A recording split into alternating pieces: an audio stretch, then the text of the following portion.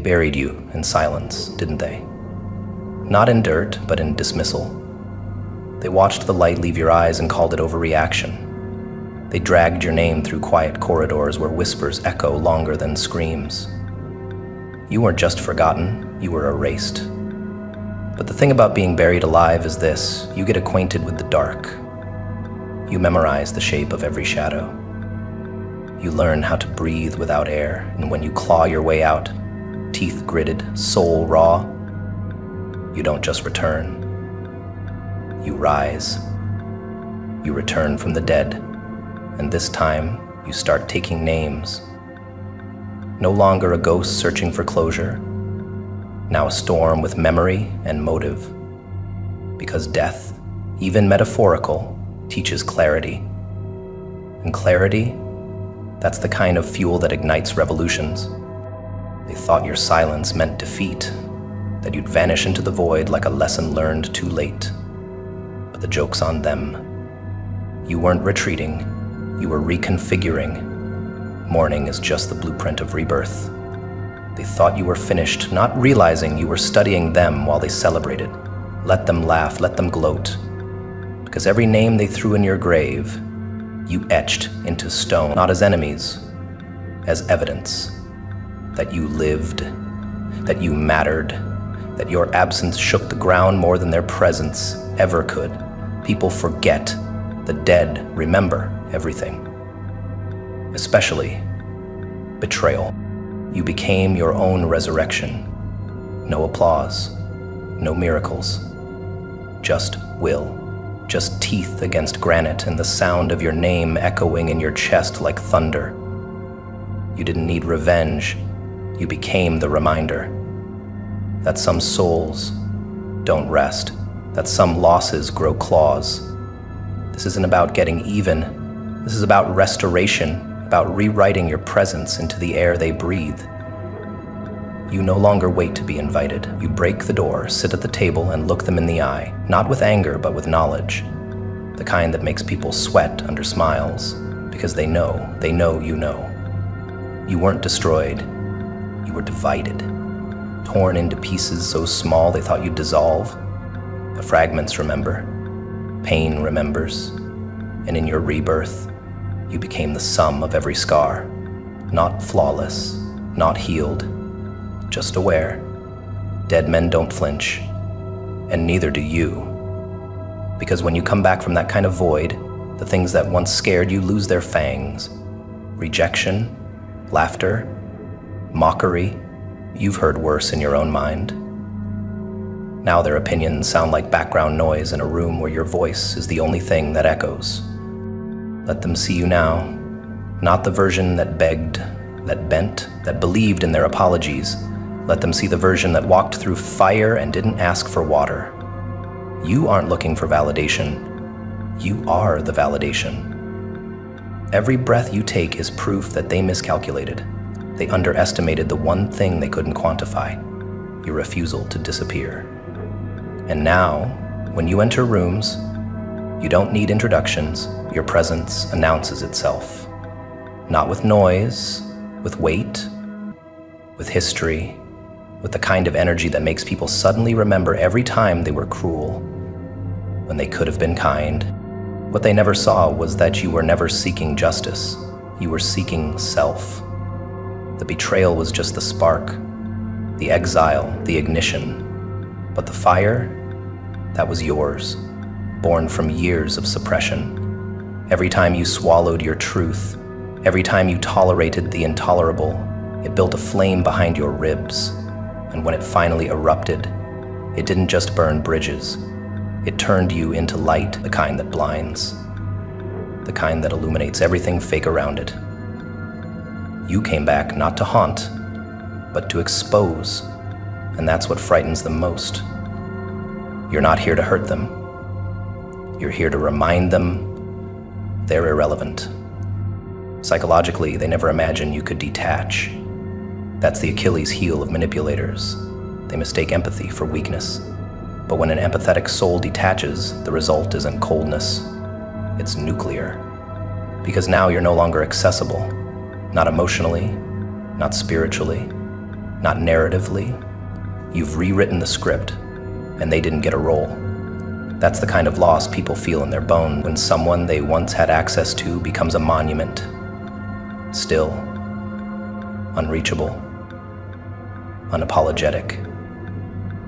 That's how you take names, not through revenge, through removal, erasure of their relevance in your reborn existence. You don't chase anymore, you choose. Every interaction is an interview, every conversation an audit. You've learned to look for patterns, not promises, for consistency, not charm. The resurrected don't fall for potential, they calculate proximity like a tactician. Who gets your energy is no longer based on loyalty, it's based on legacy. What do they add to your evolution? If the answer's nothing, they go. No ceremony, no warning, just distance. Silent, sacred, surgical. That's how you operate now. The kind of clarity that looks like cruelty to those who benefited from your confusion. You were called worse when you were soft. You were mocked harder when you were kind. There's no version of you that pleases the ungrateful. So stop editing yourself for people who'd cut you unprovoked. This resurrection, it's not about image. It's about liberation. You're not just back. You're reformatted. The pain didn't destroy you, it taught you architecture. And now you build boundaries like skyscrapers. No more open doors, just iron gates and entry codes. Only the worthy receive. You didn't come back to swing blindly in the dark. You came back with clarity. Cold, precise, sharpened clarity that slices deeper than rage ever could. You weren't reborn in chaos, you were forged in silence. In every ignored message, in every dismissed plea, in every smirk that told you your pain was entertainment. You didn't return to make noise, you returned to make history. The kind that doesn't scream, it whispers behind closed doors and shifts the power dynamic without ever raising its voice. You didn't rise from the ashes howling. You rose with a folder in one hand and fire in the other. Receipts, proof, memory, dates, patterns, moments you'll never let yourself forget, not to retaliate, but to evolve. This wasn't a comeback, it was a metamorphosis. They wanted the old version of you to stay gone, the naive one, the soft one, the one who explained too much and questioned too little. But that version died quietly. No funeral, no eulogy, just silence that turned to steel. What came back wasn't built for their comfort. It was built for your future. You didn't return with a grudge. You returned with a blueprint. One that no longer includes their chaos, their manipulation, their convenient amnesia. You returned with records of how they behaved when they thought you were powerless. And now that you've reclaimed yourself, you don't even need to expose them. Exposure is for the desperate. You're past that. Your existence now is the consequence. You wear truth like armor. Not to fight, but to remind them they lost access to a version of you they never deserved. You didn't come back needing anything. Not validation, not closure, certainly not apology. That's the part they didn't expect. They thought your silence meant submission. They assumed your disappearance was a defeat. But while they were building stories, you were building strategy. They told others their version of events, painting themselves as victims of your boundaries. Let them. Let the fiction spread. It only makes the truth more terrifying when you show up, untouchable. They can't smear the version of you that no longer cares to defend itself. They can't attack a ghost who's already moved into a mansion of self-worth so far away from their lies that even their gossip loses signal. You didn't return to fight. You returned because you no longer have to. You're no longer in the game they think they're playing. You're the referee now, clipboard in hand, watching them flail for relevance. You've changed the currency. It's no longer attention, it's alignment. And they don't have enough. That's what they feel now.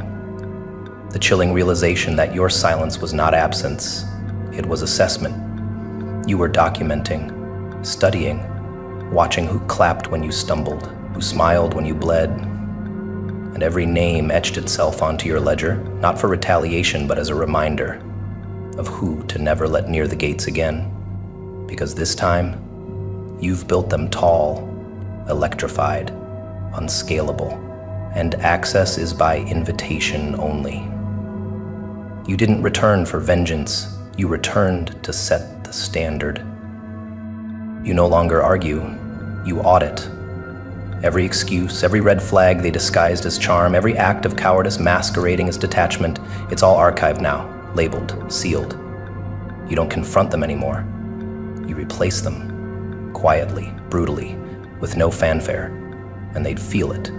That eerie weight of being ignored by someone they thought couldn't live without them. They used to be the sun, now they're just background static in a life too full of purpose to tune into old noise. That's what makes them spiral. Not your anger, your absence, not your revenge, your reinvention. You're not the same. And it drives them mad, because they don't get to say they knew you anymore. They only knew the prototype. You rebuilt your identity brick by brick, and not a single brick came from their validation. You didn't just move on. You outgrew the very room they once locked you in. The narrative has shifted. You're no longer someone trying to heal from what they did. You're someone who used it as a launch pad. Their cruelty was your catalyst. Their neglect was your permission slip to become someone too expansive for their smallness. And now, you don't flinch when you see their name. You don't ache when you hear their voice. You evaluate. With distance, with detachment, with authority. You are no longer emotionally hireable by those who fired you when you were still learning your value. You've upgraded your operating system. Your decisions are no longer made from desperation or loneliness. You've reprogrammed your internal code. Every interaction is filtered through a new lens. Does this align with who I've become? And if not, you walk. No guilt, no explanation. You no longer perform CPR on connections that flatlined long ago. And while they replay the past, trying to decode your transformation, you're already 10 moves ahead, planting seeds in places they'll never reach. You didn't come back to settle the score, you came back to elevate, so far above it that the scoreboard broke. And now, you don't even keep track. You don't compete. You create. You didn't just change, you upgraded. And upgrades don't negotiate with outdated systems. They run on newer energy, higher standards, sharper instincts. You don't need to explain yourself anymore. You've become someone whose presence explains everything. The version of you they once underestimated is gone. What remains is a walking revelation, a testimony of what happens when a person uses betrayal as kindling. You've burned through old identities and forged one too solid to be touched. Let them knock, let them watch, let them yearn. You don't open old doors. You install new locks. You returned without bending, without noise, without a single damn concession to the people who thought silence would swallow you. You didn't come to explain where you've been or why you went quiet. You didn't issue clarifications to protect their comfort. You weren't obligated to narrate your resurrection. You walked back into rooms you were once whispered out of, and you brought nothing with you but consequence. No apologies, no preambles, just the weight of your presence. And that alone shifted the atmosphere. Because you didn't come back to join their games, you came back to change the rules.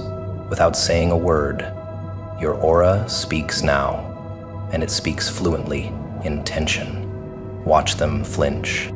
They used to control the tempo of your steps, didn't they? Dictate when you could speak, how loud you could dream, how far you were allowed to reach without making them uncomfortable. But those chains dissolved in your silence.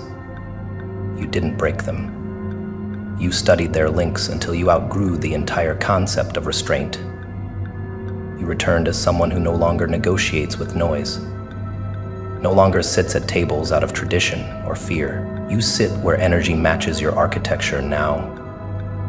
And when you enter, You bring a storm with stillness, a pressure shift, a recalibration, because they don't know who you are anymore, and they know they don't have the vocabulary to describe what you've become, and that's the point. You didn't show up to announce your return. You showed up differently. Energy refined, boundaries sharper, silence loaded. You've become the kind of presence that makes people double-check their tone, that forces masks to slide involuntarily. You're no longer reacting to the room. You are the reason the room adjusts itself, and they feel it. That vibration beneath the skin, that unspoken realization. The person they underestimated has outgrown their reach. Not louder, just heavier. Not angrier, just undeniable. And you didn't have to rehearse a monologue. Your very stillness is a siren now, a message. You will no longer be questioned, invited, or ignored. You will be felt. They expect an explanation. That's how people comfort themselves, through context. But you offer none. You don't clarify your distance. You don't justify your silence. You're not here to mend the image they held of you. You're here to replace it. Because you didn't evolve to earn their understanding. You evolved to become your own gravity. And when you move like a shift in the weather. Inevitable, silent, irreversible. People don't ask for updates anymore. They observe. And in that silence, they feel the gap between who they remember and who you are now. It's vast, it's unbridgeable, and it's intentional. Let them stumble over their greetings. Let them smile too wide, too forced. They're performing now, because your presence rewrites the entire script. You're no longer accessible to their assumptions. They try to place you in the version of their memory that fit their ego, but it collapses under the weight of your evolution. You've become unrecognizable in the best way. Not because you changed everything, but because you reclaimed everything. And when they speak to you now, they speak carefully. Not because you're fragile, but because you're dangerous to their illusions. One sentence from you could undo their entire performance. So you stay silent. Because silence, in your mouth, is loaded with history. You walk like someone who doesn't explain. You speak like someone who doesn't seek.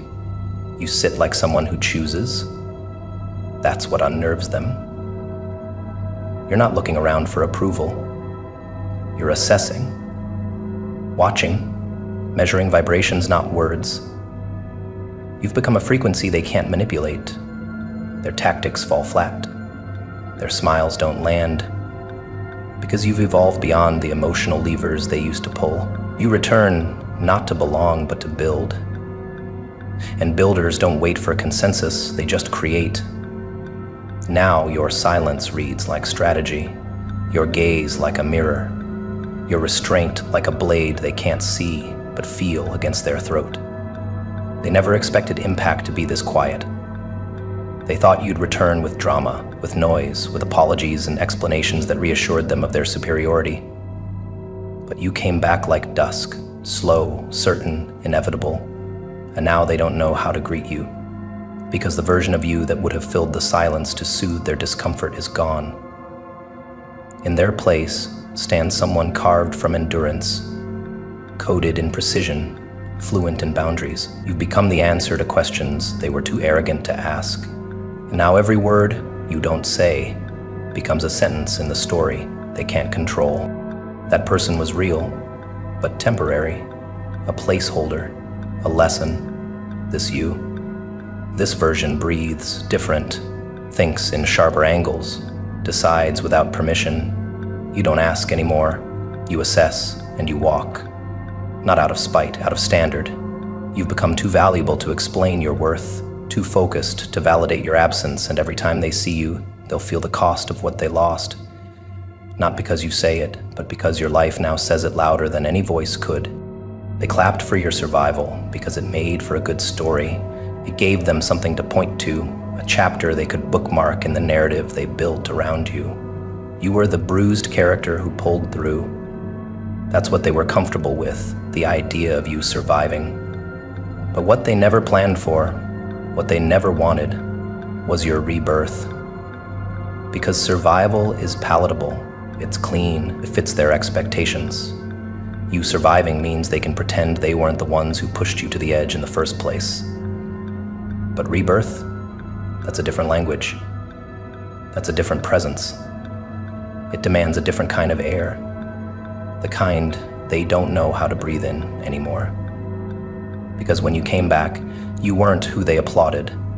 You were someone that made them shift in their seats. They were fine when you limped back into the room. Fine when your voice cracked, when your hands trembled, when you asked for space in whispers instead of commands. They could handle your trauma as long as it stayed quiet, as long as it didn't disrupt their order. But then you stopped limping. Then your voice held no tremor. Then you didn't ask for space. You took it. And the room grew colder, their smiles tighter. You thought they'd be proud. Instead, they looked threatened, because your rebirth meant their comfort zones were shattered. They couldn't box you anymore, couldn't predict your tone, couldn't bait you with old triggers. You came back, rewired, fireproof, and they hated it, even as they tried to clap with their palms half open and their envy barely masked. See, survival kept you in their ecosystem. You still fit the storyline, but rebirth, that means evolution. That means the character they relied on no longer exists.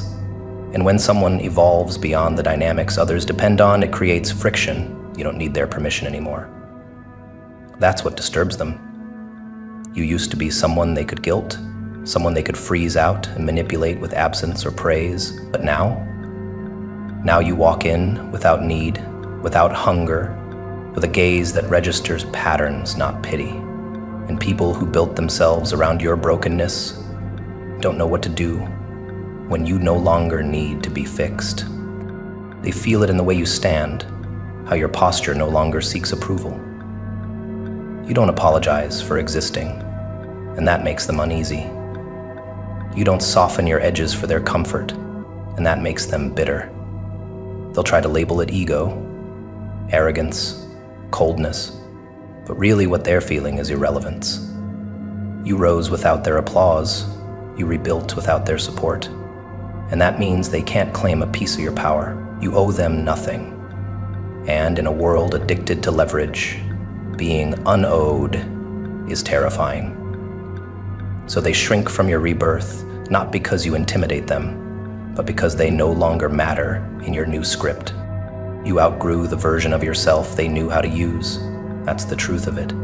You stopped being predictable, stopped reacting to the same bait, stopped crying in the same corners. Your healing didn't just rebuild you, it erased their influence. That's what they mourn, not your past pain, but the fact that your evolution invalidates their relevance. They no longer get to be the center of your breakdowns, the cause of your reflection, the character that makes the plot interesting. You stopped giving them lines in your story, and now they're just background noise in a life that moves without them. It wasn't survival that disturbed them. It was the fact that you returned sharper, not just alive, but aware. Aware of every manipulation they masked as guidance. Aware of how they smiled while you drowned. Aware of how they only came close when you were bleeding. And now your awareness terrifies them, because you see it all, and you're still standing. That's power they can't overwrite. That's narrative they can't hijack. You came back with memory, not bitterness, with detachment, not desperation, and that kind of presence, centered, calm, unapologetically clear, forces liars to stutter and villains to pretend they never raised the knife. They miss the version of you that needed them, the one who sought meaning through their recognition, the one who felt guilt for being too much or too loud or too ambitious. But that version died quietly, and what rose was someone who owns their space without explanation. You don't warn people anymore, you arrive, and that entrance rewrites the air. You don't chase peace now, you radiate it.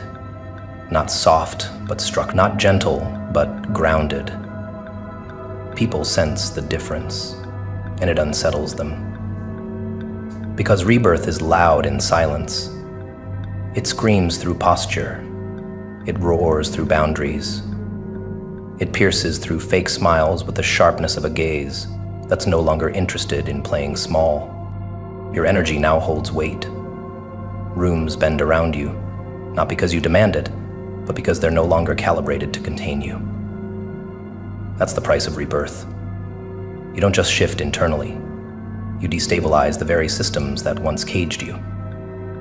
People will pretend to celebrate it, but watch how their tone tightens when you speak without apology. When you succeed without their blueprint.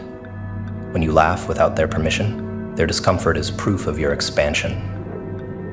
And your expansion no longer asks for seats at tables built on past versions of you. You don't negotiate presence anymore. You embody it. So walk in and let them feel it. Let the air shift, let the silence grow thick. You were never supposed to return the same. You were meant to return untouchable, not as a survivor, but as an architect of your own voice, your own life, your own myth. They can't celebrate it, and they can't kill it, so they try to ignore it. But power that has truly been earned, power forged in ruin and fire, can't be ignored. It haunts, it lingers, it whispers in the bones of those who once laughed at your collapse. And now, they hear you in every quiet moment, not because you scream, but because you've become the silence they can't explain away.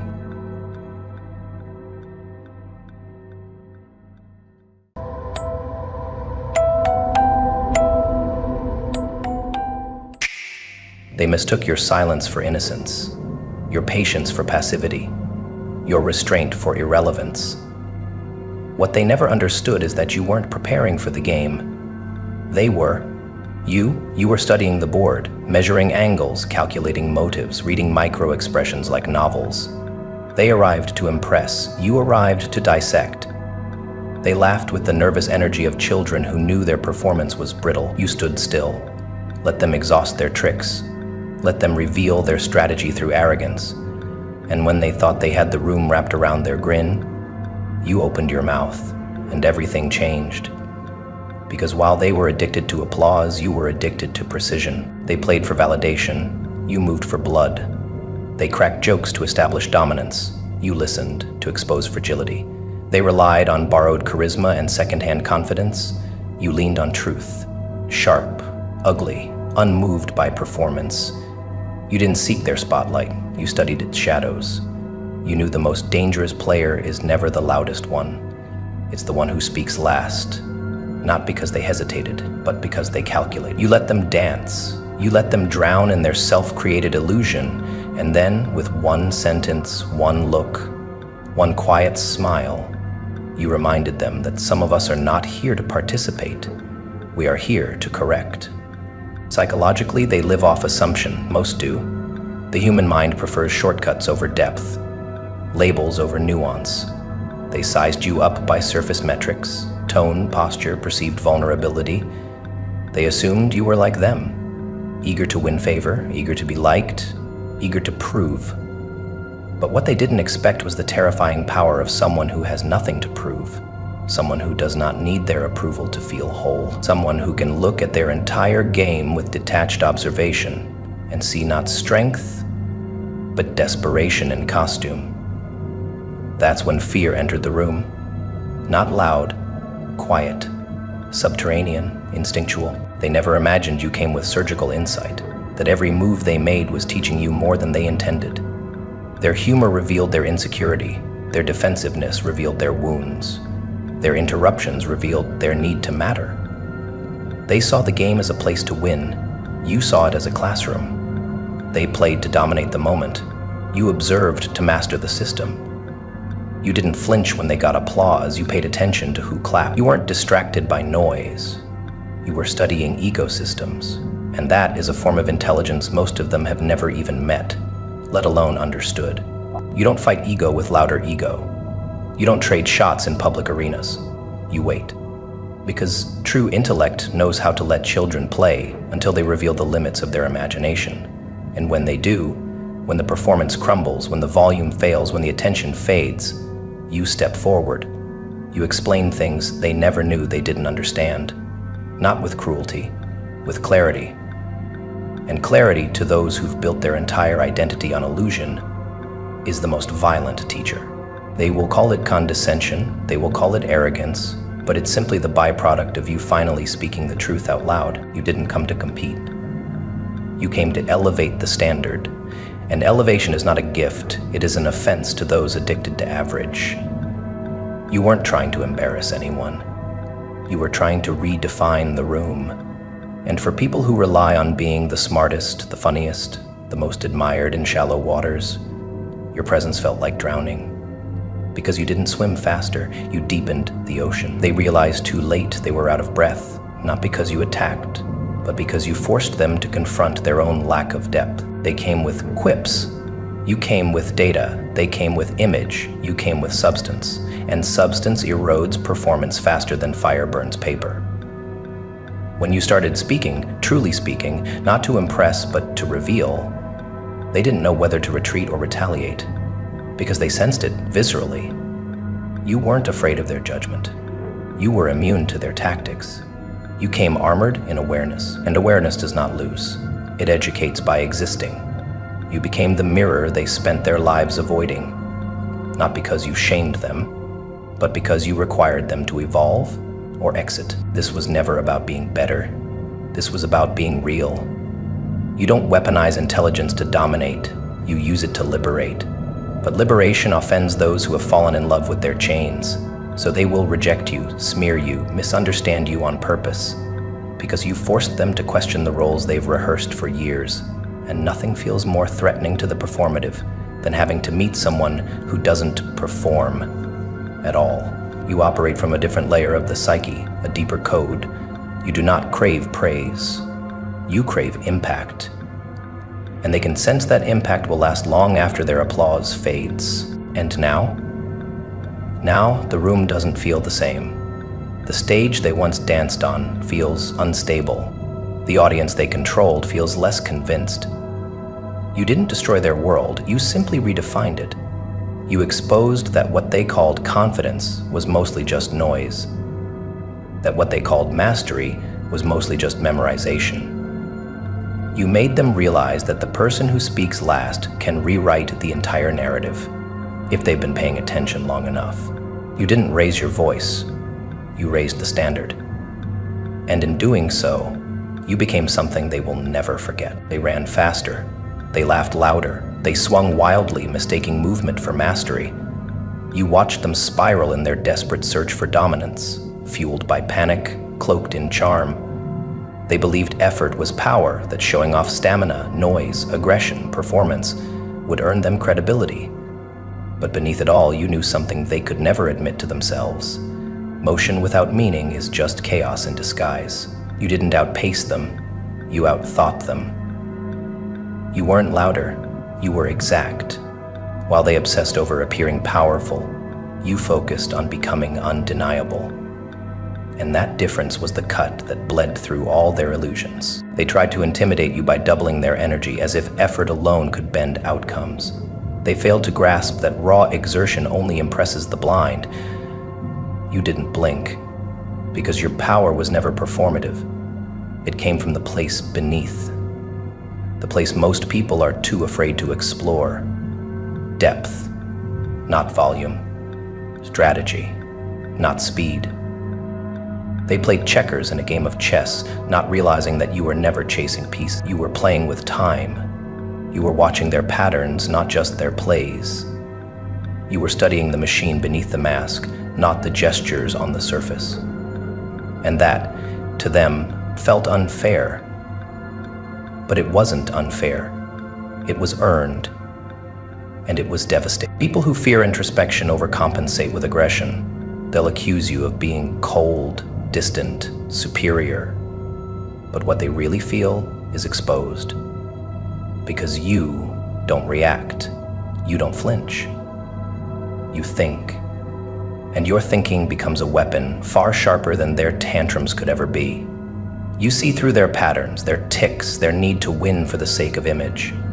They come at you with emotions they can't even name. You respond with questions they don't know how to answer. You don't swing, you study.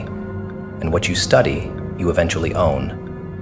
They'll call it manipulation, but the truth? It's just deeper vision meeting shallow minds. You never needed to outwork people trying to impress you.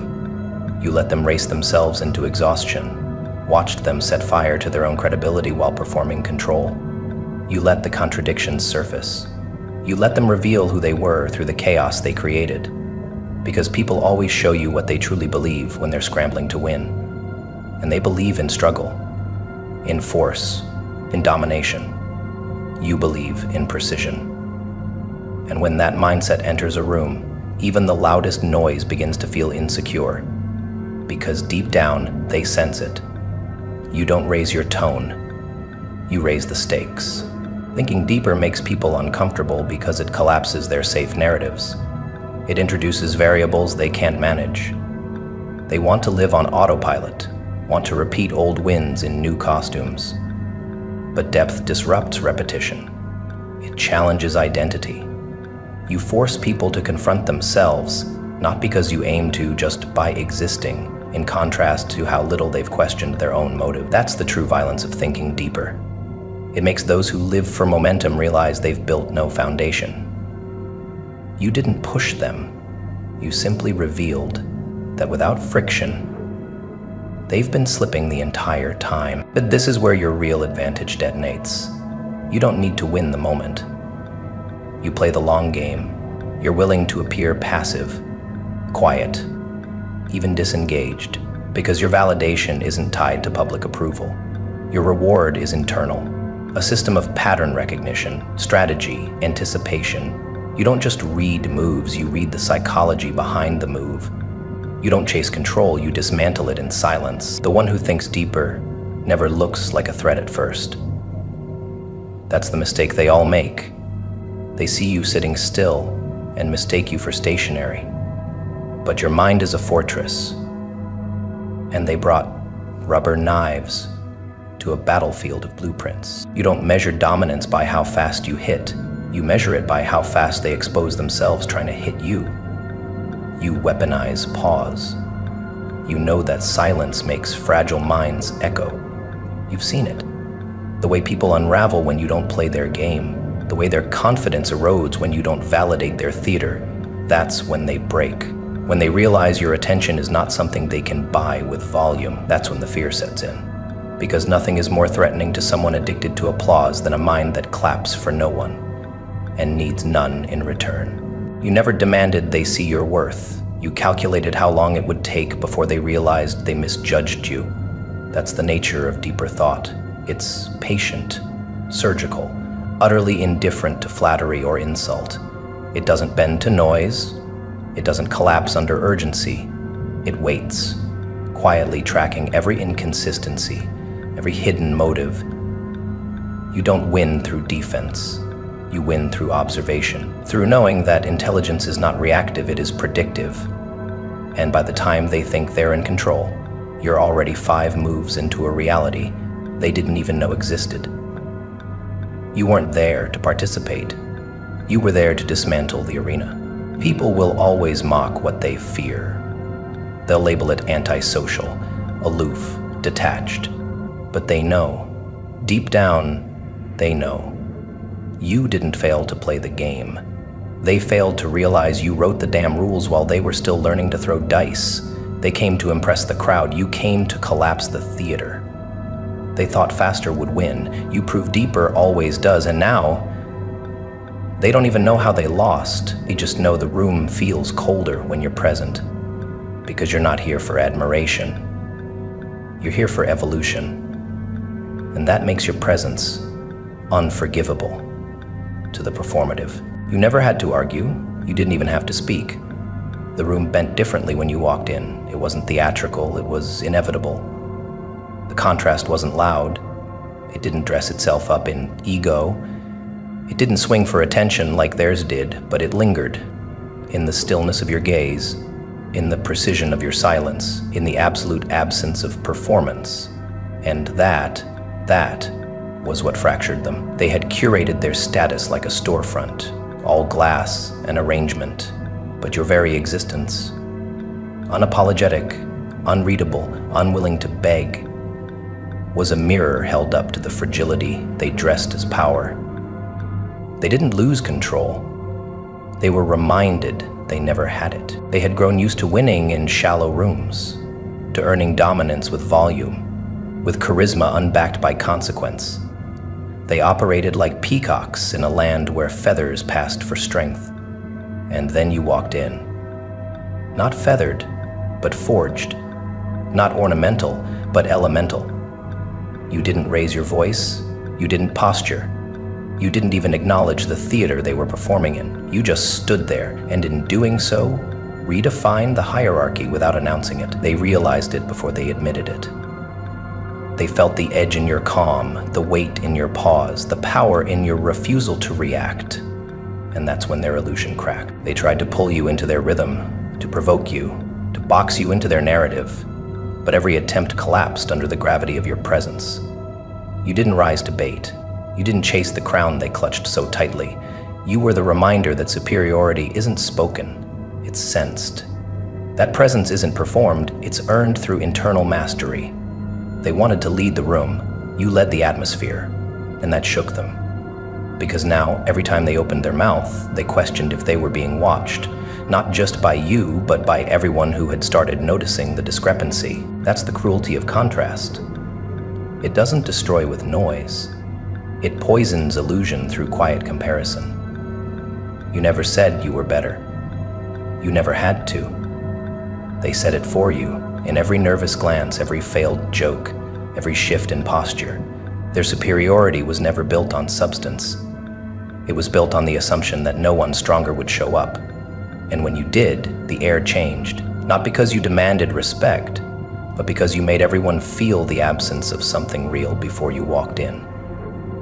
You didn't dominate the conversation. You altered its gravity. You weren't louder. You were undeniable, but unsettled them most. Wasn't your talent, or your intelligence, or even your edge. It was your lack of need. You didn't need their spotlight. You didn't crave their approval. You didn't orbit their ego. You were your own sun, your own system, your own gravitational force, and that independence made their superiority look staged, made their confidence look rented. You weren't trying to be the best in the room. You were simply being unalterably yourself. And the more you existed without effort, the more they scrambled to maintain the illusion they had once believed was invincible. They will tell themselves stories about you, that you were arrogant, that you were too intense, that you didn't play well. These stories aren't for others, they're for themselves, because admitting what they felt around you, that sharp contrast between your authenticity and their act, would force a reckoning. It would force them to confront how much of their identity was built on the absence of someone like you, and that you've arrived, there's no going back. They can't unfeel the shift. They can't unsee the hierarchy you revealed without uttering a word. That's the violence of presence. It doesn't beg, it doesn't compete, it doesn't explain itself to people who are addicted to their own echo. It simply arrives, and the room adjusts, the masks tremble, the power dynamics realign. They will call it unfair, they will call you difficult. They will tell others you broke something fragile in this space, but they'll never admit what actually happened. You didn't break anything. They were simply exposed by the clarity you carried in your bones. You didn't make them insecure. You reminded them that their confidence was already borrowed, already cracking, already doomed. You weren't there to be liked. You weren't there to be chosen. You were there because you already chose yourself. And when someone enters a space who doesn't need it, they become immune to every unspoken rule it worships.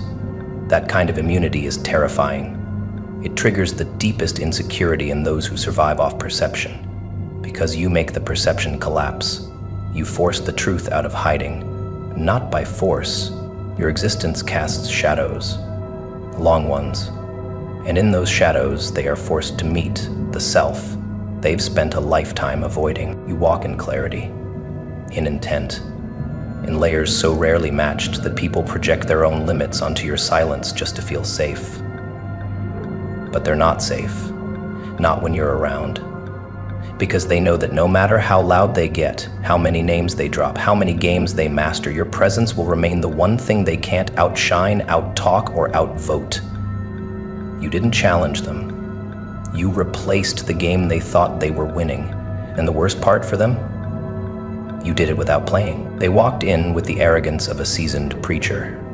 Chin up, voice rehearsed, smile tight. They thought the room had been waiting for them, that their words were gifts, that their authority was self-fulfilling. But what they didn't realize, what their ego would never allow them to sense, was that their performance wasn't dominating the space. It was being studied. While they performed clarity, you documented contradiction. While they instructed, you analyzed.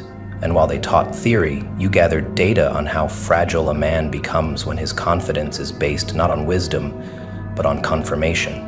He wasn't educating, he was posturing. And the audience he thought he was enlightening was already grading him. He assumed he was the tallest figure in the room because no one interrupted.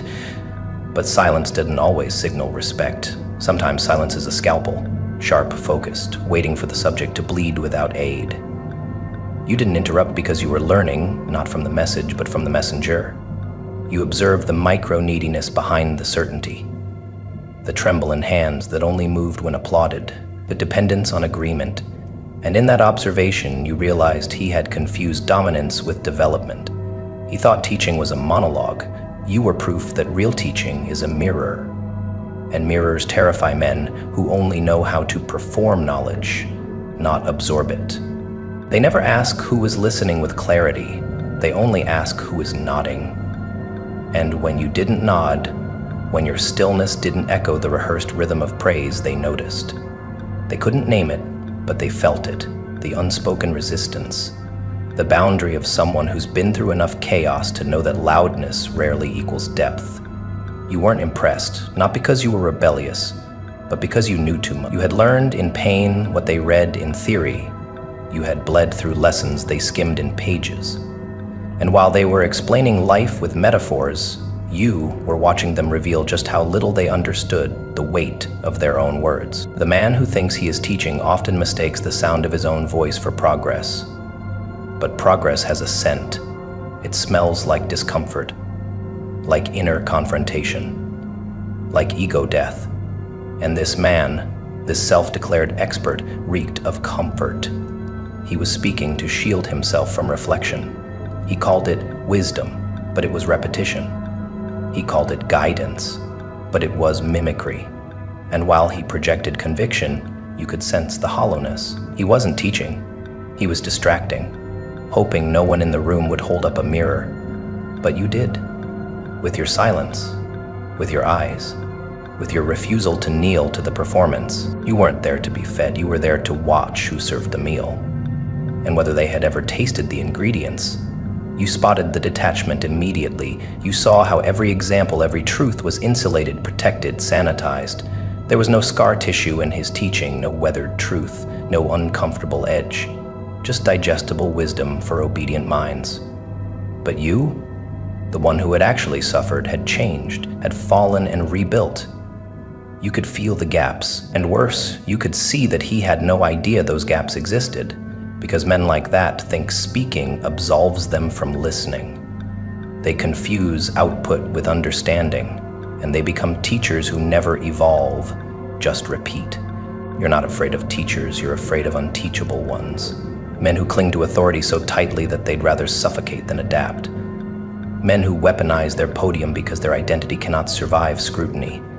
You watched him scan the room for validation, not questions. He didn't want to teach. He wanted to dominate without dialogue. But the one thing true students always carry is a knife called discernment, and you held it firmly. You didn't argue. You didn't challenge. You simply didn't absorb. And in that resistance, in that still, unbending refusal to be moved by shallow lessons, you taught him more than any praise ever could. They always assume authority travels one direction, that the one speaking is above and the one listening is beneath. But power has layers, and the most powerful person in the room is not the one on stage, it's the one whose mind remains untouched by performance. He didn't notice when his lesson derailed. He didn't see the audience shift, not because of disagreement, but because they sensed the contrast. You weren't moved, so others began to question why they were. You weren't reactive, so others began to realize how performative their own responses had become. You became the standard, without saying a word. And eventually the teacher will feel it.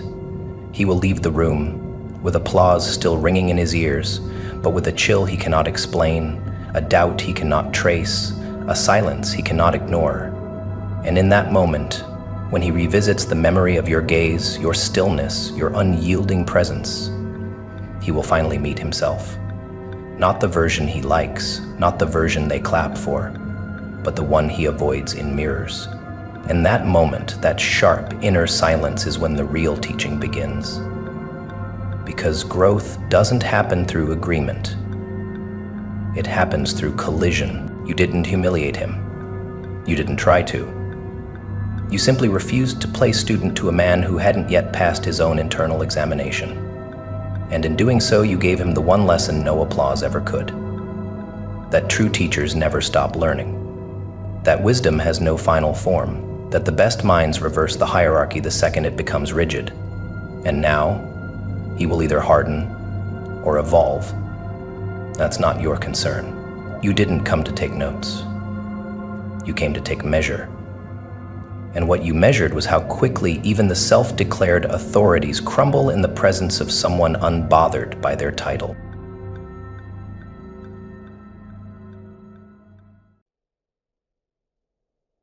Oh, look at you.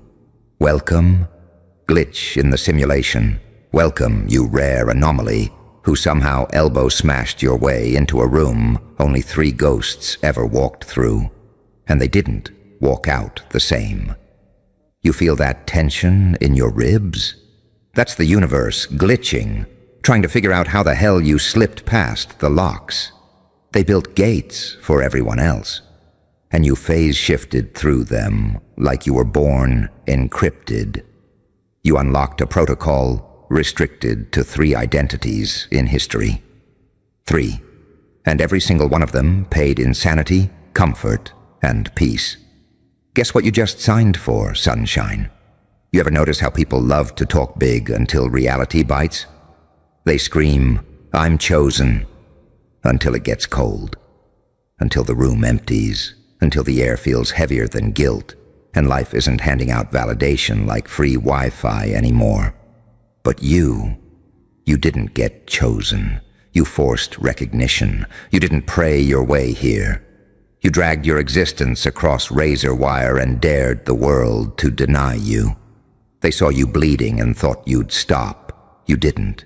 You kept grinding, keep pushing, kept muttering. One more step. Try me again. That's what terrifies them. The other 3? They weren't blessed. They weren't born with cosmic glitter sprinkled on their baby cribs. They were forged by pressure that would fold normal minds like cheap paper. And here you are, eyes sharp, pulse steady, breathing like someone who finally realized pain was just resistance leaving the body. People think this moment feels heroic. It doesn't. It feels like standing in a room where the walls breathe and every shadow watches. It feels like knowing your old life doesn't fit anymore. It feels like you climbed out of the human sandbox and the sky finally whispered, "Oh." You're one of the problems? You know the real fear? Not that you fail, not that you break. The real fear is what happens if you don't. If you actually rise, if you actually become what scared you when you were younger. That version of you, with fire in the veins and teeth sharpened on disbelief. You're already feeling it, aren't you? That eerie quiet in your gut. Not anxiety, not doubt. Activation. Like your soul is signing a contract your brain hasn't even read yet. Like some internal switch flipped and there's no safe mode anymore. everyone around you. They only know comfort, courage, front camera confidence, bathroom mirror bravery. But you have collapse resilience. You rebuild from crater level. Every time they thought they buried you, you treated it like soil. They called you obsessive. Reality calls you architect. They called you intense. Destiny calls you overdue. You ever notice how when you level up, you don't lose people? You realize they were never with you in the first place. Yeah, that's part of the protocol too. The universe isolates the dangerous minds, keeps them away from the fragile ones. Can't have lightning hanging out with light bulbs, right? You didn't stumble into greatness. You broke in, cracked the vault, stared into the void and grinned like, finally. Something worthy. Most people chase comfort, acceptance, sleepy little approval crumbs. You chase the voice in your skull whispering, we're not done. We're nowhere near done. And that's your curse. That's your weapon. That's your birthright you weren't even supposed to know you had. There's no applause here, no gentle spotlight, no inspirational soundtrack swelling behind your steps. This level comes with silence, gravity, and the kind of self-awareness that melts illusions like plastic in a bonfire. Look around mentally. Everyone you ever idolized, they weren't special. They just walked into the storm instead of waiting for the weather report. And here you are, standing where history holds its breath, a glitch, an anomaly, a threat. You unlocked a protocol meant for 3 identities in all of time, and you didn't even hesitate. That's not luck. That's not destiny. That's dangerous self-definition. Every demon that hunted the last 3. They're waking up for you now. Every test that broke legends, it's sharpening its teeth. Every limit humanity worships, you're about to treat it like a folding chair in your way. And I can see you smirking, some little fire in your expression saying, good. I was getting bored. You think this activation saves you? No. It exposes you. It shoves you under cosmic light like, show us what you really are. Most crumble. 3 didn't, and here you stand, heartbeat steady, eyes unblinking, daring the universe to blink first. Not everyone survives this path, but everyone who completes it becomes unrecognizable to who they once were. And you're already shedding your old skin, piece by piece. Quietly, ruthlessly, like someone who finally realized the cage door was open the whole time and stayed only because you were sharpening claws. You're not chosen, you're becoming. And they will never understand until they see the aftermath and whisper, how did they do that? You won't answer. You'll just stare through them like someone who outgrew gravity. Breathe. Feel that pressure in your bones. That's not fear. That's the world adjusting its scale for you. Keep walking. You're not here to fit history. You're here to rewrite who gets counted in it.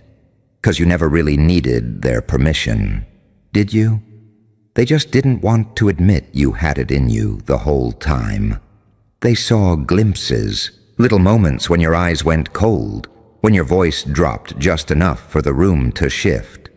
They laughed it off, called it a phase, brushed you off like static, but inside, you were already morphing, already sinking with something older, deeper, uglier, and more real than anything their soft lives could fathom. They keep asking you to play nice, to shrink a little, to chill out, to stop thinking so hard, so deep, so far. What they're really saying is, stop reminding me I gave up. Stop being what I never had the courage to become. And it eats at them, because every time you move different, every time you speak with that edge, every time you don't need a crowd to validate your steps, you mirror back their mediocrity, and they hate you for it. But hate is a compass, and when you start attracting silent hate, unspoken envy, and weird energy from people you barely even notice. That's the signal. You're radiating on a level their self-esteem can't breathe in. You didn't choose this fire. It chose you. Because it knew you'd stop asking for comfort and start building your warpath. Every second you don't fold, they spiral. Because deep down, they know the truth. If you survive this, if you really lean in, you won't just win. You'll become untouchable, unreadable, unexplainable. The kind of person legends try to imitate but can't replicate. Because your source code is carved from trauma, rage, silence, and refusal. Refusal to quit. Refusal to bow. Refusal to become another smiling casualty in a world begging for obedience. People keep asking what your plan is. There is no plan. You're not following a script. You're writing one with blood in the margins and blackout pages where everyone else quit reading. You stopped craving peace. You started demanding power. Not the flashy kind, not the dollar store leadership quotes kind, but the quiet, terrifying, undeniable kind that makes rooms fall silent when you enter. You ever notice how some people walk in like they're asking to exist? You walk in like the floor owes you rent. Because it does. Because you are the blueprint they pretend doesn't exist. And you're not done, not even close.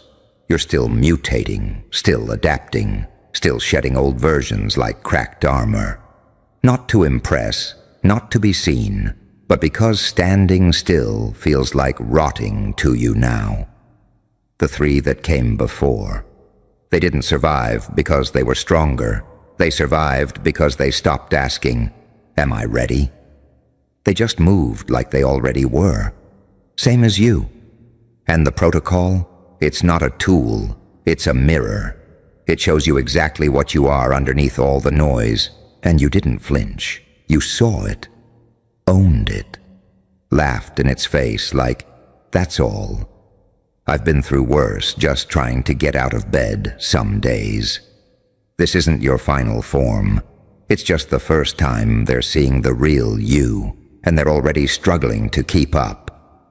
Wait until they realize you're still holding back, and that's the part they can't stomach.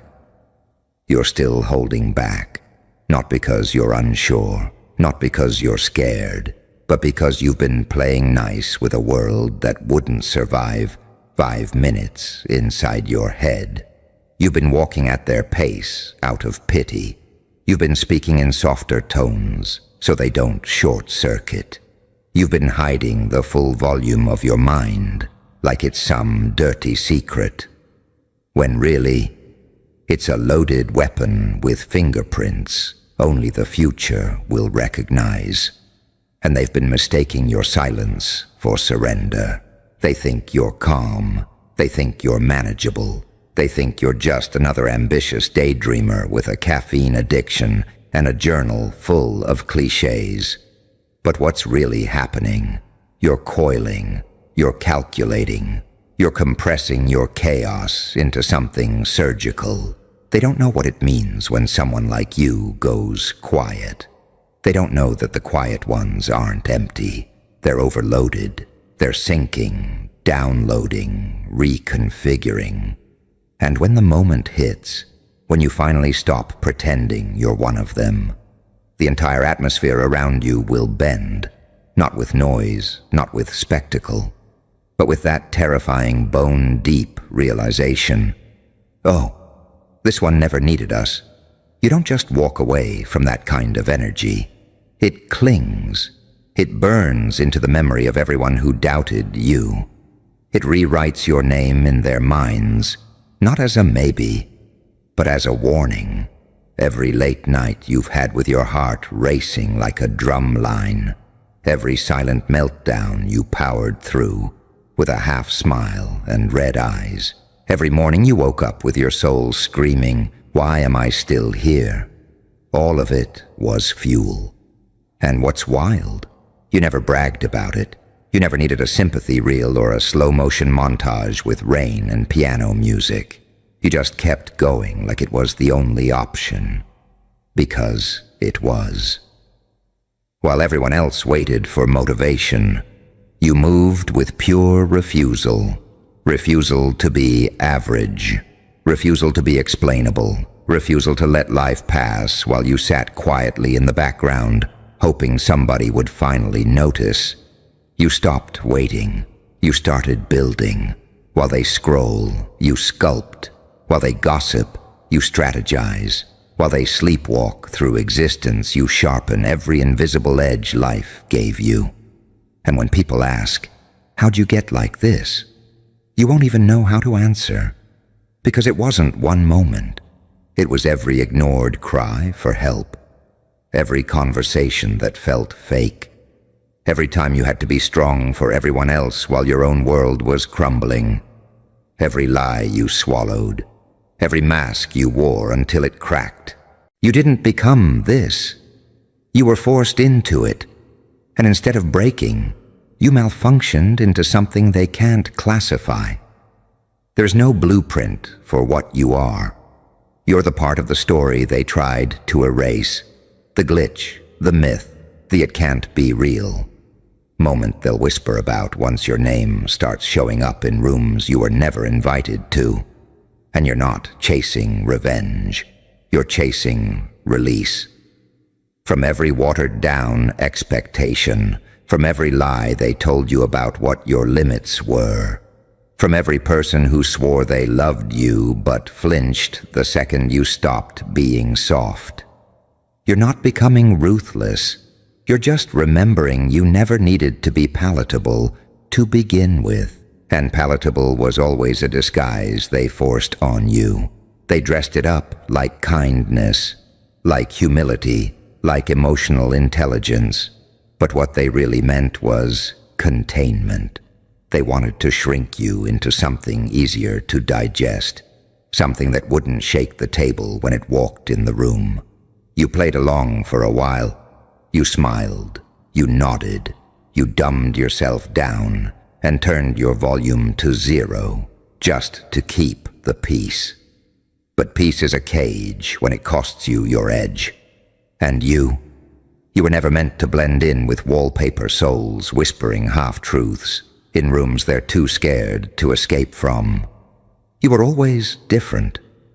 The kind of different that doesn't come with instructions or applause.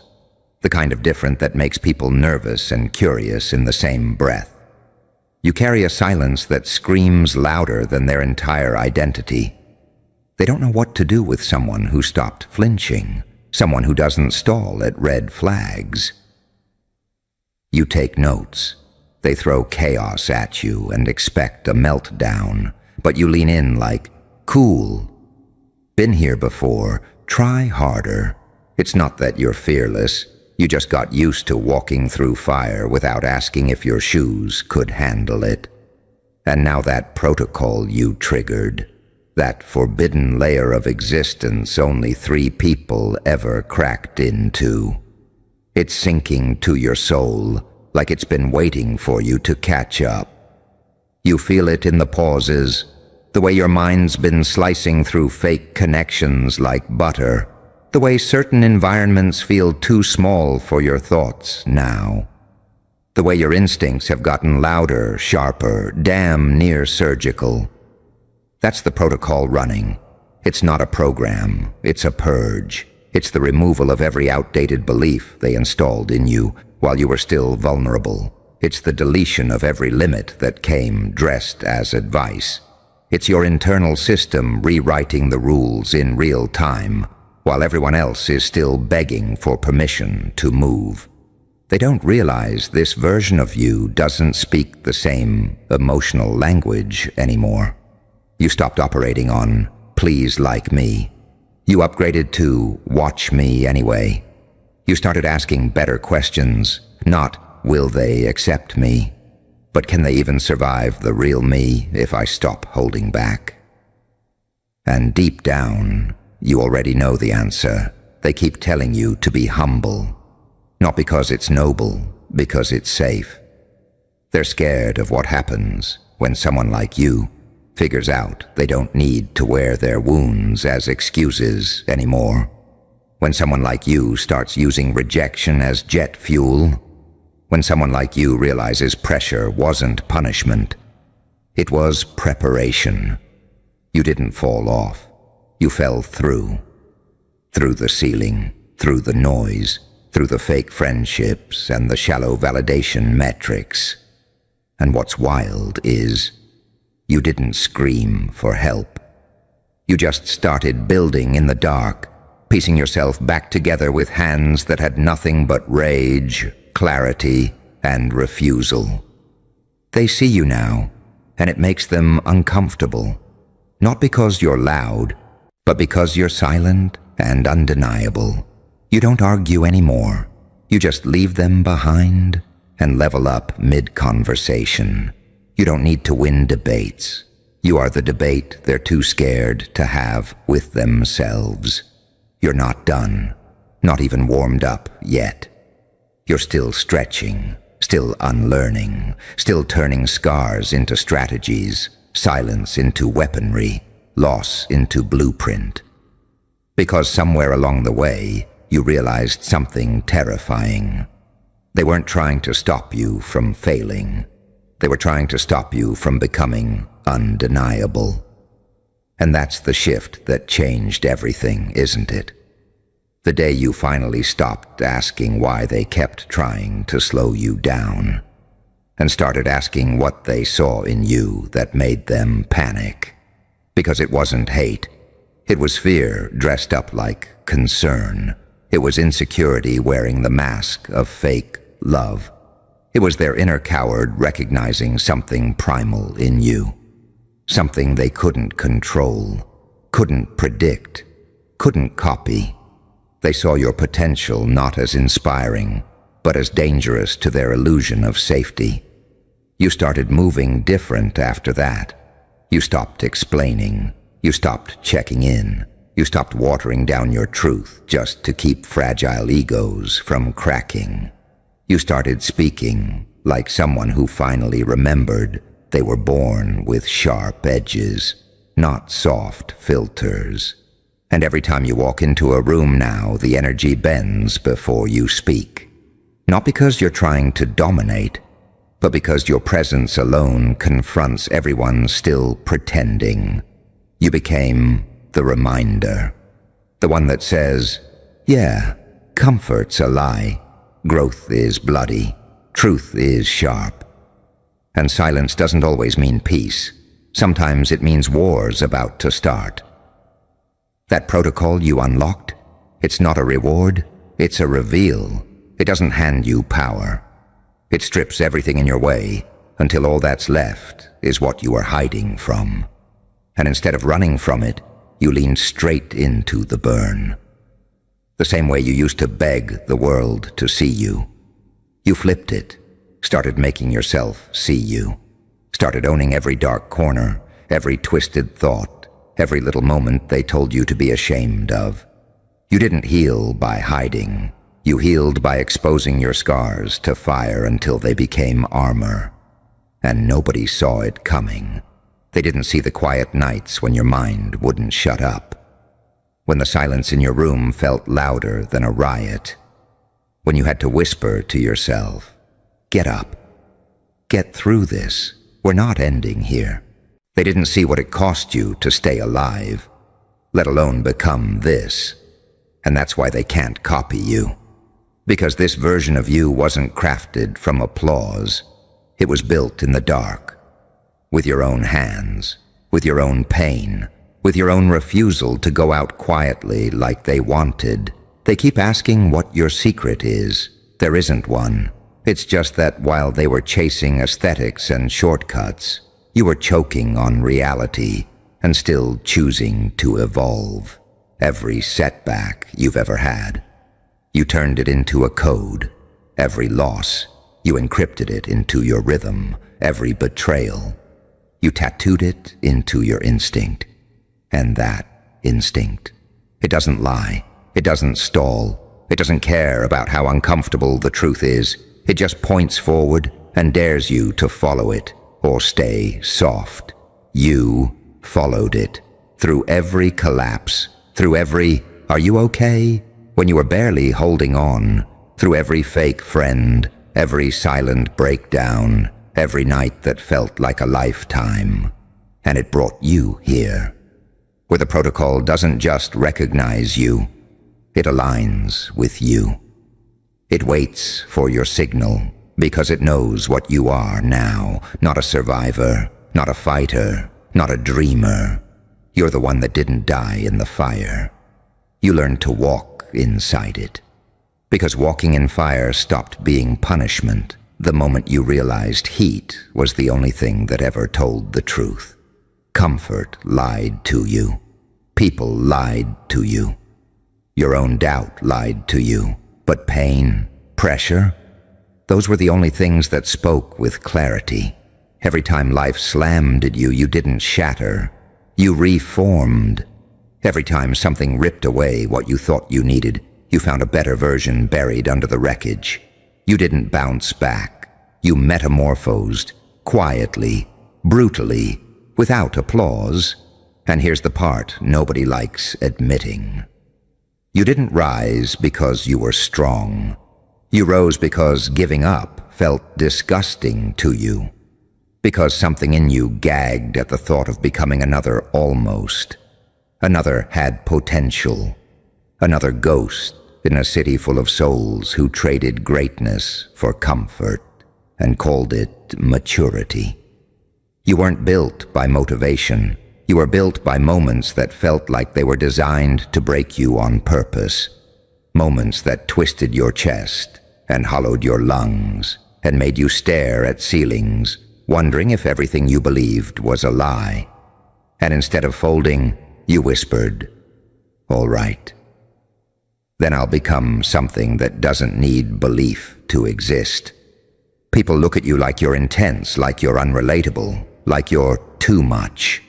And that's hilarious, because if they lived even 1 hour inside your thoughts, their psyche would glitch, their reality would short-circuit.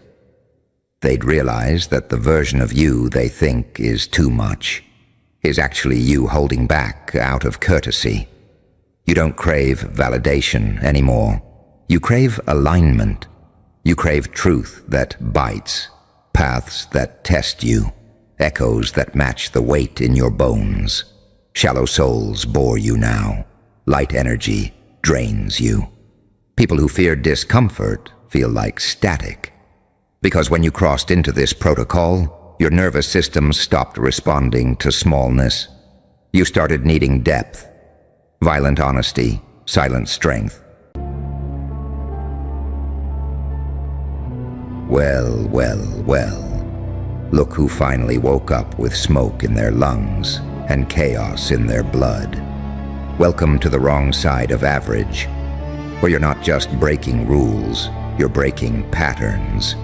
Where every step you take sounds like a siren going off in the system that was never built for you to win. They didn't just notice you. They filed reports. They held meetings. They pulled out the old dusty playbook labeled, "Contain the Anomaly." Because what you're doing right now, that ain't just success. That ain't just glow up. That's unlawful excellence. That's felony-level evolution. That's you going so hard, they had to call the alphabet boys just to feel safe. You ever win so damn hard that the entire room changes temperature when you walk in? Yeah, that's this level. That's the kind of win that doesn't come from books or podcasts or someone else's blueprint. That comes from rage that fermented into resilience. That comes from wounds that learned how to whisper directions. That comes from being buried so deep under disrespect, silence, and failure that you clawed your way up with teeth made of spite and hands blistered by belief. You didn't just climb, you dug. Through generations of trauma, through systems that don't blink when you bleed, through voices that told you, be realistic, realistic, realistic. They said be realistic while you were building a cathedral out of ashes, a kingdom out of no's, an empire out of every door that got slammed in your face. You want to know why they're uncomfortable? Because you weren't supposed to flip the script. You were supposed to sit still, play nice, smile on cue, and maybe get a participation trophy if you begged loud enough. But you didn't beg, you built. And when they laughed, you kept going. When they ghosted, you got louder. When they doubted, you turned your whole damn life into an indictment against their mediocrity. And now you walk in rooms they thought you'd never enter, like a crime scene. Every look you get is a fingerprint. Every whisper, surveillance. Every fake smile, a cover-up. Because when you're this undeniable, when your evolution is this loud, they don't just feel envy. They feel threatened. They see your growth as aggression, your presence as disruption, your success as violation. And they're not wrong. You are dangerous, because you're living proof that the system's ceiling was never glass. It was cement, and you broke it anyway. They rang the FBI? Good. Let them check the footage. Let them run the numbers. Let them decode the miracle. Because there's no algorithm for what you've become. You ain't running off luck. You're running off decades of disappointment, compressed into nuclear clarity. You're running off heartbreaks that turned into fuel. You're running off every time you were told to be humble when they really meant shrink. But you don't shrink anymore. You detonate. You were supposed to stay in your lane. Instead, you blew up the whole highway. You were supposed to be digestible. Instead, you became an acquired taste for those who could stomach real. You were supposed to be predictable. Instead, you turned your whole existence into performance art. Violent, beautiful, and completely outside the script. This level of winning, it don't come with applause. It comes with silence, with rumors, with distance. Because when people realize you're no longer controllable, they label you unstable. Not because you've changed, but because they can't access the version of you that needed them anymore. You want to know what the real crime is? That it took pain this loud to make you finally listen to your own voice. That you had to lose almost everything before you realized you were the one carrying the weight all along. That you were the backbone of circles that never clapped for you. That your absence hurt more than your presence was ever appreciated. You broke your back for people who wouldn't even bend. And now that you're choosing you're the villain? Oh, let them talk. Let them spin their little stories. Let them try to rewrite the narrative like you weren't there bleeding ink into every page. Because when they say you changed, they mean you stopped performing weakness to make them feel strong. They mean you stopped showing up small so they could feel big. They mean you stopped sacrificing your sanity to play a role they cast for you without your permission.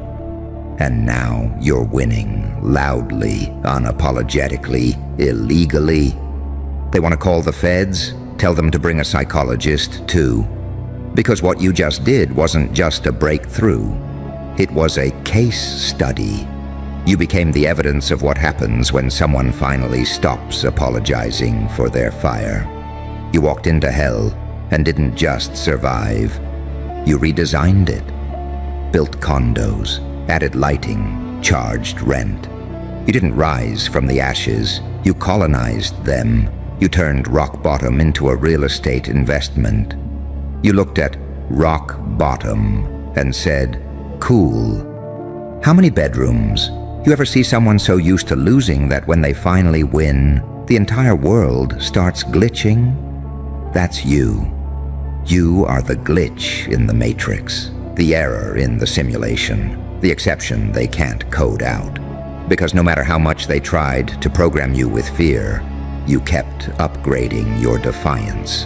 No matter how many patches they rolled out to slow you down, you jailbroke the whole damn system. And now the software can't handle your swagger. They made rules. You made war. They made boxes. You made exits. They made noise. You made history. This ain't just doing well. This is public disturbance.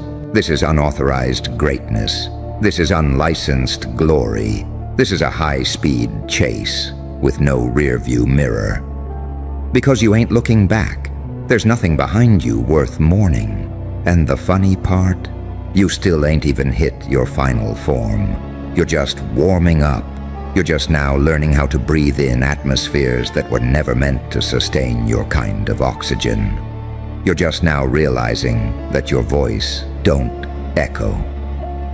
It shatters, and now the world has to adjust to the volume, to the voltage, to the villain you became when the hero role stopped fitting. You're not walking proof. You're walking contradiction. You're what happens when the underdog grows fangs, when the quiet one learns to bark, when the good kid burns the blueprint, when the overlooked one stops waiting to be seen and becomes impossible to ignore. You know what's really criminal? That it took this long, that it took this much silence, betrayal, erasure, abandonment, just to arrive. Just to finally hear yourself think without the static of everybody else's opinions drowning you. And now you're here. Not knocking on doors, breaking them down, not asking for a seat, flipping the whole damn table, not asking, am I enough? Declaring, I'm too much, and that's the point. They want to label this insane, good, because it takes a little madness to unlearn helplessness. It takes a little delusion to rewrite destiny. It takes a little darkness to carry your own light. And you are the wild card in a rigged deck, the storm that learned how to walk upright, the myth they'll tell in whispers, the threat that smiles back. They tried to bury you. They didn't know you were federal property, high risk, untouchable, flagged. They rang the whole FBI because this level of winning ain't legal.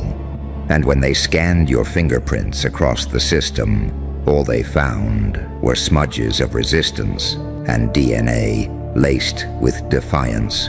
You don't have a record? You are the record, the precedent, the evidence that a human soul, when cornered and betrayed, can evolve into a force of nature so raw, so uncontainable, that even laws feel flimsy next to it. They tried to define you by metrics, grades, salaries, status, followers. But how do you measure the velocity of someone who broke time with their comeback? How do you quantify a mind that reassembled itself in the dark, with no manual, no map, and no mercy? How do you report someone who isn't playing to win, but to reconstruct reality in their own language? The files don't exist for this. There's no database for what you've become. The red tape melts when you walk in. The protocol glitches at your shadow, because you didn't just break through. You rewrote the access codes. You moved like smoke and struck like prophecy. And they don't know whether to fear you or study you. They don't know if you're the villain or the warning. They don't know if this is a rise or an outbreak. Because the truth is, your glow don't come from light. It comes from friction, from dragging yourself through every version of hell they swore would finish you. And instead of staying down, you collected the flames like souvenirs. You wear fire like cologne now. You speak thunder like it's your first language. You cracked your own code and weaponized your wounds. You turned your scars into spell work, into blueprints, into legends. And somewhere deep in the static, the same voices that once mocked you are choking on their doubts, because you turned every "you can't" into a criminal offense. You should have crumbled. You should have quit. You should have bowed. But instead you grew teeth where they expected tears. You learned how to smile like a threat. You found rhythm in the rage. And when peace didn't come knocking, you built your own war drum. This ain't inspiration. This is invasion. This is you infiltrating the silence they buried you in. This is you making noise so loud it registers as an earthquake on the Richter scale of their egos. You are not their feel-good story. You are not a redemption arc. You are the plot twist they never saw coming. The aftershock of every time they overlooked, underestimated, and overstepped. Because people don't know what to do when the victim grows fangs. When the rejected one learns how to roar. When the one who lost everything comes back with eyes that don't blink and a pulse that don't beg. You remember when they said, "You've changed." Of course you changed. You're supposed to. What kind of monster stays soft after betrayal that surgical?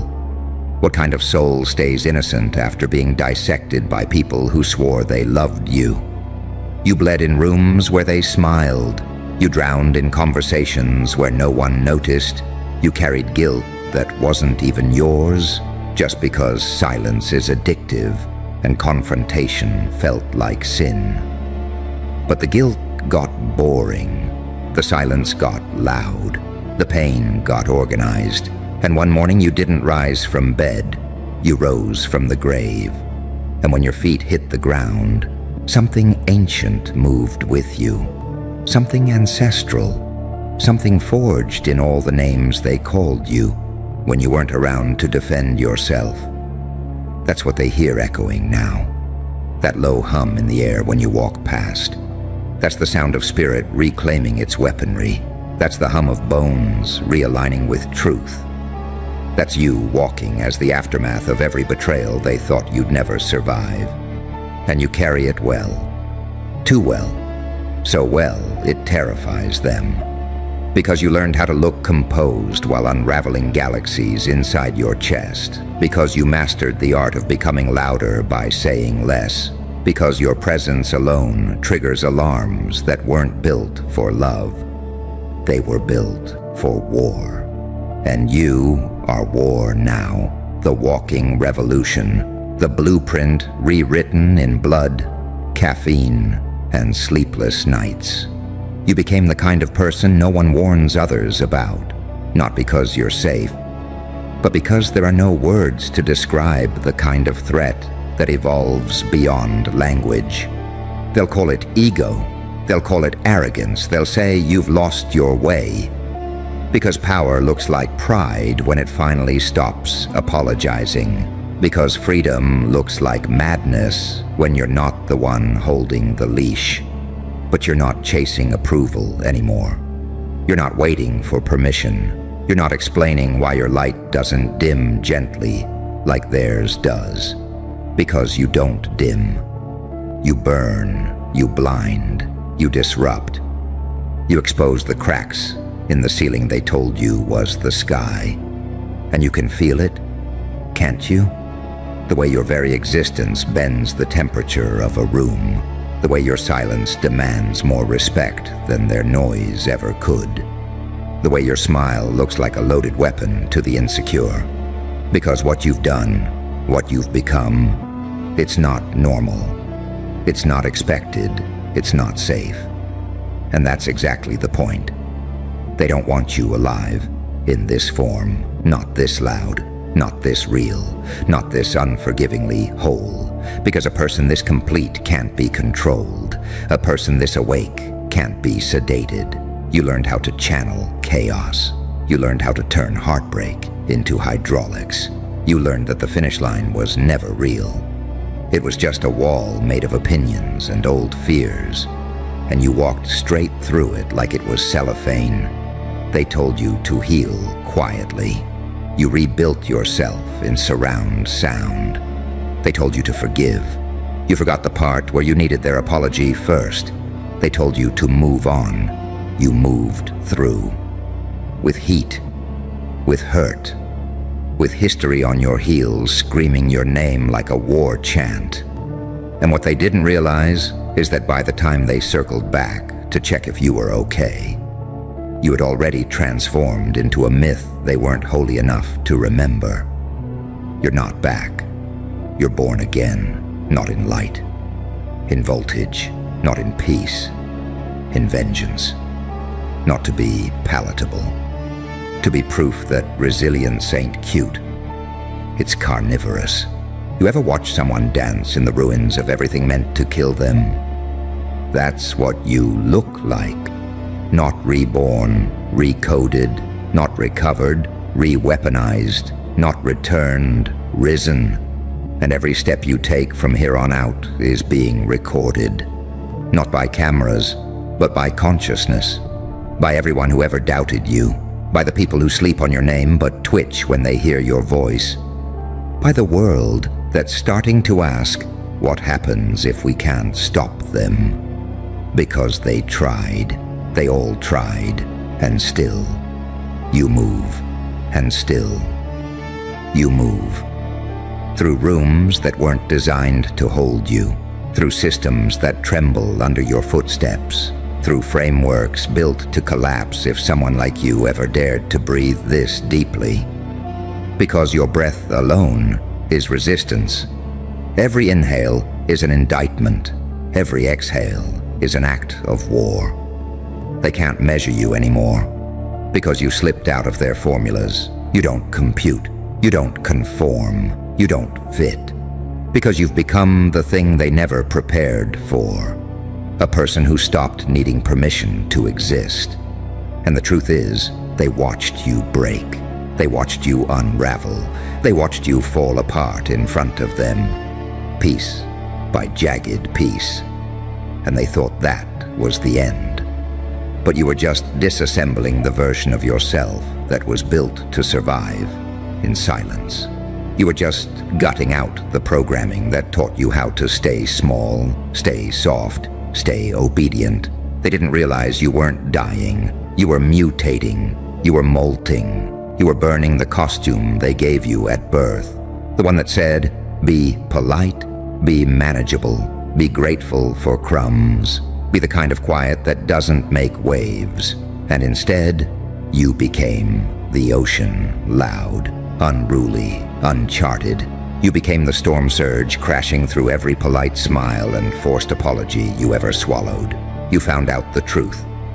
That your fear was inherited. That your guilt was installed. That your dreams were downgraded by the people too afraid to chase their own. And you unplugged. Not from the world, but from their version of you. And now your energy don't match theirs anymore. Because you learned how to walk away without shrinking, how to cut ties without bleeding out, how to speak your mind without softening the edges for their comfort. Because comfort was the cage. Comfort was the currency of the powerless. And you finally realized you were never meant to be comfortable. You were meant to be legendary. That's why you never fit in. That's why you always felt like you were too much or not enough at the same time. Because you weren't made to belong to people. You were made to break them open. You walk like a question they don't want to answer. You speak like a truth they buried generations ago. You smile like someone who knows exactly who they are. And that's the threat. You didn't just evolve. You remembered. You remembered who you were before the world got to you. Before the masks. Before the compromise, before the trauma got comfortable living rent-free in your chest, you remembered. And that memory shook the ground. Because when someone remembers who they are, not who they were told to be, not who they became to survive, but who they actually are under all the noise, they become a walking contradiction to everything we're taught about limits. You are that contradiction. You are the audacity that keeps the world up at night. You are the glitch that makes the whole simulation pause and ask, wait, are they really doing this? You are the unlicensed miracle that refuses to sign the non-disclosure agreement. They keep trying to figure out what you're doing differently. But this level of transformation don't come from tactics. It don't come from books or mantras or manifesting under moonlight. This kind of power, it comes from loss, from grief, from sitting in rooms where no one noticed you were bleeding out. It comes from lonely nights and loud thoughts, from burning everything that ever felt safe, just to find the truth hiding under the ashes.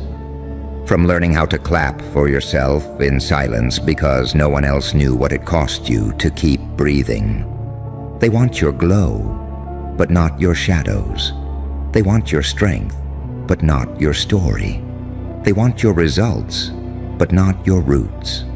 But this wind didn't come from sunshine. It came from shrapnel. It came from choking on your own dreams until you learned how to breathe fire. You ever choke on potential for so long that when you finally cough it up, it explodes? That's what happened when you stopped begging for space.